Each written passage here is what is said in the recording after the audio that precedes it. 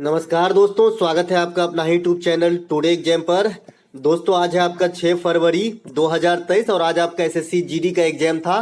First shift का exam समाप्त हो गया है। फर्स्ट शिफ्ट के एग्जाम में जीके और हिंदी के सेक्शन से जो भी प्रश्न पूछे गए सभी 100% ओरिजिनल प्रश्नों के साथ उपलब्ध हो गया हूं। दोस्तों जैसा कि आप जानते हैं मैं एक्स्ट्रा फैक्ट के साथ पढ़ाता हूं, तो सभी प्रश्नों को एक्स्ट्रा फैक्ट के साथ ही देखेंगे ताकि अगर आने वाले समय में आप एग्जाम देने वाले हैं तो आपको अधिक से अधिक फायदा प्राप्त हो सके। और इस एनालिसिस को देखने के बाद मेरा एक्स्ट्रा फैक्ट और ये वीडियो मिला लीजिए, अगर 70% से अधिक क्वेश्चन नहीं मिल रहा है तो मैं पढ़ाना छोड़ दूंगा। चलिए दोस्तों शुरू करते हैं आज का ये वीडियो।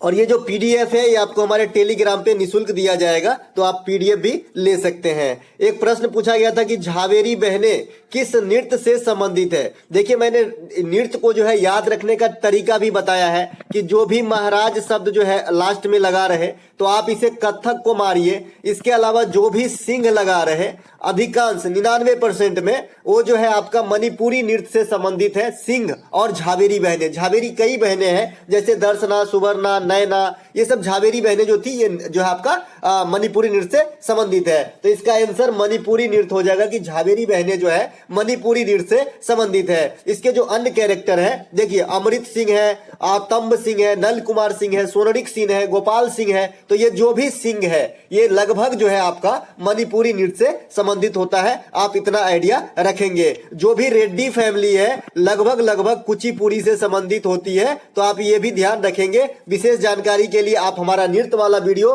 पूरा देखें, एक भी प्रश्न आपका नहीं छूटेगा। अगला एक प्रश्न पूछा गया था, भारत में खारे पानी की सबसे बड़ी खारे पानी की झील कौन सी है। ऑप्शन में एक सांभर झील दिया गया था। सांभर झील आपका राजस्थान के अंदर है। और सबसे पहले बहुत बहुत धन्यवाद राकेश गुज्जर साहब का, जिन्होंने ये पूरा क्वेश्चन टेलीग्राम पे पोस्ट किया है। ठीक है, तो सांभर झील आपके जो है ऑप्शन में दिया गया था, यही राइट आंसर करके आना था। माफ कीजिएगा दोस्तों, सर्दी अभी तक ठीक नहीं हुई। भारत की सबसे बड़ी खारे पानी की झील जो है ये आपका चिल्का झील है और ये उड़ीसा में स्थित है। रामसर साइट का आपने नाम सुना होगा। सबसे पहले भारत के अंदर रामसर साइट का दर्जा प्राप्त करने वाला झील जो है ये चिल्का झील है। उसी प्रकार से जीआई टैग प्राप्त करने वाला सबसे पहली वस्तु जो है इंडिया के अंदर 2004 में दार्जिलिंग चाय था। तो ये दोनों बात ध्यान रखेंगे, क्या इत्तेफाक अगला हो सकता है। ठीक है, इसके अलावा दुनिया की सबसे बड़ी झील जो है ये कैस्पियन सागर है, जो खारे पानी की झील होती है। दुनिया की सबसे बड़ी ताजे पानी की झील जो है लेक सुपीरियर है, जिसे सुपीरियर झील कहा जाता है। इसके अलावा भारत की सबसे बड़ी ताजे पानी की झील कौन सा है, तो बुलर झील है। ये जम्मू एंड कश्मीर में है। और बुलर झील जो है इंडिया में ये प्लेट टेक्टोनिक के सिद्धांत पे बना है, ये बात भी ध्यान रखेंगे। इसके अलावा आपसे पूछा गया था गोवा का सीएम कौन है। देखिए दोस्तों मैंने आपको पहले ही बताया है कि गोवा जो है बहुत ही इंपॉर्टेंट जो है स्टेट है इंडिया का सभी दृष्टिकोण से। ठीक है, तो इधर से जो है आपको क्वेश्चन आते ही रहेंगे। तो गोवा का सीएम पूछा गया था तो प्रमोद सावंत है और वहां के जो राज्यपाल है श्रीधरन पिल्लई है। सब दिन बताते हैं बिना मतलब का पूछा ही जाएगा और पूछा गया। गोवा को जो है 1961 में पुर्तगालियों से आजाद किया जाता है। फिर से बता रहा हूं ये आपके एग्जाम में छपेंगे क्योंकि ये सबसे लास्ट में आजाद करवाया गया था। आजादी तो हमें 1947 में ही मिल गई थी, लेकिन गोवा फिर भी गुलाम था, यानी किसी के अधीन था। बाद में हम इसे 1961 में जो है पूर्णतः रिलीज करवाए। साथ ही साथ गोवा को सबसे पहले जो है अधिकृत भी किया गया था 1510 ईस्वी में, बिकॉज ये समुद्र के किनारे है और यहाँ जो है बंदरगाह वगैरह की फैसिलिटी के लिए काफी इजी होता था उस समय विदेशियों को। साथ ही साथ गोवा में जो है आपका कोंकणी भाषा बोला जाता है। गोवा को 56वां संविधान संशोधन के द्वारा राज्य की दर्जा दी गई। गोवा के सभी भारतीय राज्यों में क्षेत्रफल के हिसाब से सबसे छोटी है। यहाँ की लिटरेसी रेट यानी साक्षरता की बात करें जनगणना 2011 के अनुसार तो तीसरा सबसे अधिक साक्षरता है। पहला आपका केरला का है। गोवा में आपका सिंगो फेस्टिवल, साओ जोजाओ फेस्टिवल, आम्र महोत्सव ये सब मनाया जाता है। भगवान महावीर राष्ट्रीय उद्यान आपका गोवा में स्थित है। ठीक है, और पूरे इंडिया में जो आपका एल्कोहल लैब है वो गोवा में बनाया गया है। तो ये बात भी आप ध्यान रखेंगे, जैसे ब्लड बैंक होता है उसी प्रकार से एल्कोहल बैंक बनाया जा रहा है गोवा में, एल्कोहल संरक्षण केंद्र कहिए। ठीक है, इसके अलावा राज्यपाल की पद की आयु क्या है पूछा गया था तो 35 वर्ष है। मैंने आपको बताया था कि जो भी बुजुर्ग टाइप के पोस्ट होते हैं ना, जो भी घर में बुजुर्ग क्या होता है, नाम के लिए तो है गार्डियन, लेकिन आजकल के बच्चे कोई पूछते हैं क्या उनको?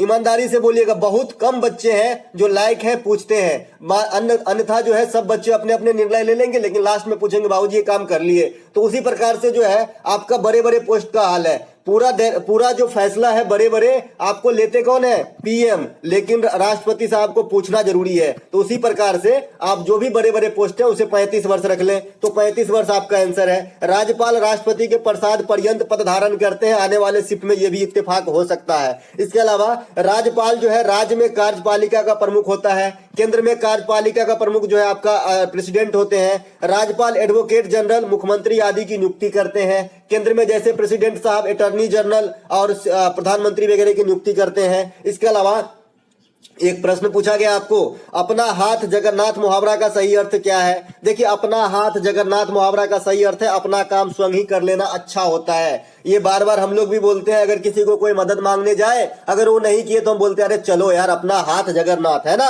तो ये बोलते हैं अपना काम स्वयं कर लेना। तमिलनाडु का एक त्योहार पूछा गया था कि तमिलनाडु का त्योहार इनमें से कौन सा है? ऑप्शन में आपका लावनी भी दिया गया था, ठीक है, लावनी जो महाराष्ट्र का है, तो ये तो बिल्कुल नहीं होगा। अन्य ऑप्शन प्राप्त नहीं हो पाए, लेकिन अगर आप मेरा कल का वीडियो देखेंगे उसमें मैंने तमिलनाडु का ही त्योहार बताया है, ठीक है, तमिलनाडु का ही त्योहार बताया मेरे दोस्तों। तो कुमी था और क्या था, दो तीन और था। इसके बाद तमिलनाडु का आपका भरतनाट्यम भी है ना, पोंगल भी है, जलीकट्टू भी है, थाईपुसम भी है, पोतांदू भी है, नाट्यंजलि महोत्सव भी है। इनमें से जो कोई भी एक ऑप्शन होगा तो आपका राइट आंसर हो जाएगा। आप लोग मुझे ऑप्शन बताइएगा कि इसमें ऑप्शन क्या था। इसके अलावा एक प्रश्न पूछा गया था, राष्ट्रकूट वंश की जो है द्वितीय राजधानी यानी सेकेंड राजधानी जो है कहां बनाया गया था?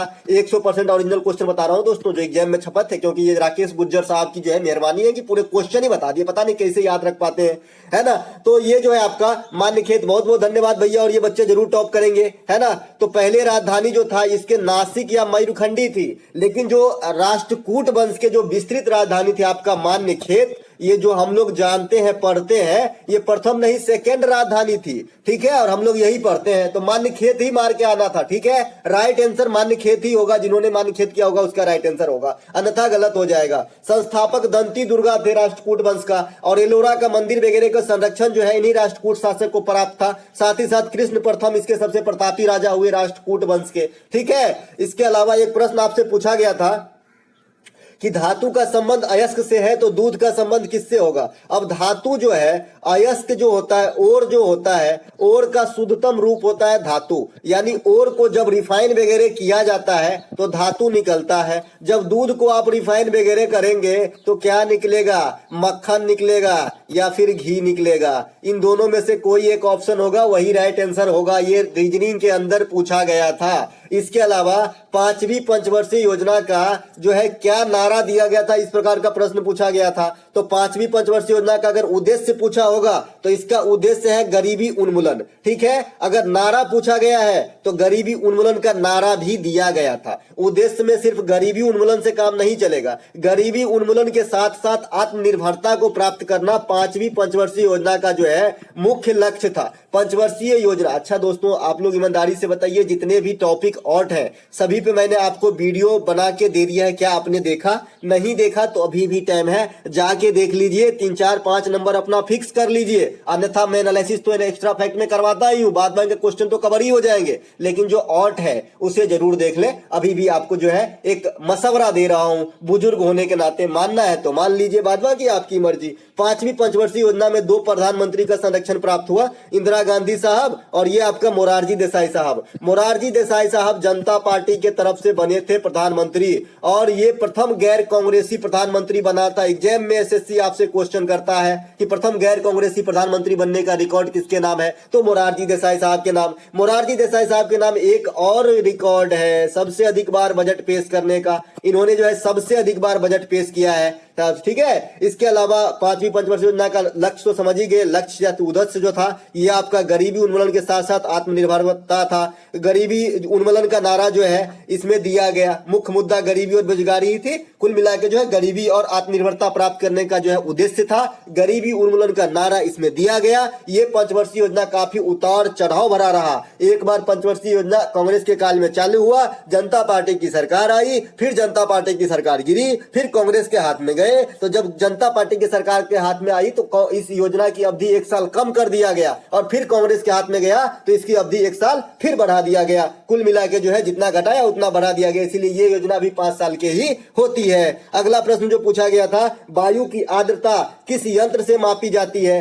देखिए ये प्रैक्टिस सेट में मैं बताया हूं, अगर हवा में आपको लग रहा है तो जो 12 प्रैक्टिस सेट की वीडियो है उसमें जाके देखें। मुझे पता है कि एग्जामिनर क्या क्या पूछता है। एक तो आपका पायरोमीटर पूछता है, पायरोमीटर जो अत्यधिक तापमान को मापने वाली मीटर है। एक आपका हाइड्रोमीटर पूछता है, हाइड्रोमीटर जो आपका घनत्व डेंसिटी मापने की जो है आपका मतलब मेजरमेंट का जो है साधन है। इसके अलावा आपसे एक पूछता है लैक्टोमीटर पूछता है जो दूध को शुद्धता मापने के लिए यंत्र है, और एक आपका हाइग्रोमीटर पूछता है, और एक आमीटर जो होता है आपका विद्युत धारा मापने वाला, और ये भी पूछता है। ठीक है, तो हाइग्रोमीटर से हम मापते हैं आर्द्रता और हाइड्रोमीटर से हम मापते हैं घनत्व। तो दोनों बात अच्छे से ध्यान रखेंगे। एक और याद रख लिया आने वाले शिफ्ट के लिए, एनेमोमीटर। एनेमोमीटर से होता है आपका पवन का वेग। एनेमोमीटर से हम क्या मापते हैं? पवन का वेग। एक आमीटर है जी, तो कंफ्यूज नहीं होना। आमीटर जो है विद्युत धारा मापते हैं करंट एम्पियर में। ठीक है, एनेमोमीटर से मापते हैं पवन का वेग, वायु की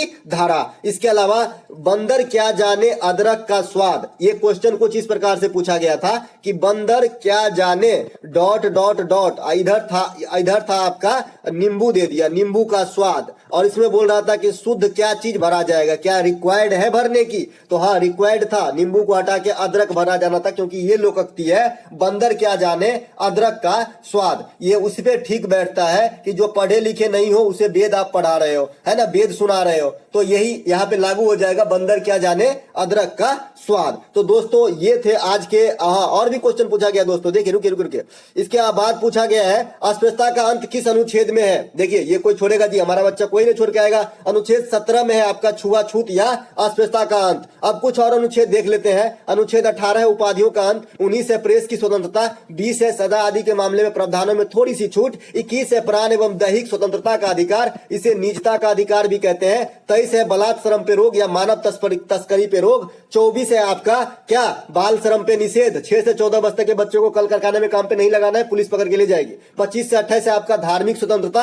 29 और 30 है आपका अल्पसंख्यक हित, और 32 है संवैधानिक उपचारों का अधिकार, जिसे भीमराव अंबेडकर ने संविधान का आत्मा कहा था। सुप्रीम कोर्ट 5 प्रकार का रिट जो है इसी से जारी करता है। देखिए मैं रिट बार बार बताता हूं, किसी न किसी दिन एग्जाम में छपेगी, ये आप ध्यान रखेंगे। 32 के थ्रू जो है सुप्रीम कोर्ट रिट जारी करता है, और 226 के थ्रू जो है हाई कोर्ट रिट जारी करता है। दोनों बात ध्यान में आपको रखना है। इसके अलावा एक प्रश्न आपसे पूछा गया था कि पुष्कर मेला का आयोजन कहाँ होता है? तो ये आपका राजस्थान के अंदर होता है पुष्कर मेला। अब पुष्कर महोत्सव बताया था मैंने, पुष्कर महोत्सव का आयोजन जो है ये जम्मू एंड कश्मीर में होती है। तो दोनों बात ध्यान रखेंगे। तो दोस्तों ये थे आपके फर्स्ट शिफ्ट में आए सभी प्रश्नों का जोरदार एनालिसिस। अगर आपको अच्छा लगा हो तो लाइक कर लेंगे। मिलेंगे मैथ वाली वीडियो एनालिसिस के साथ, तब तक के लिए जय हिंद।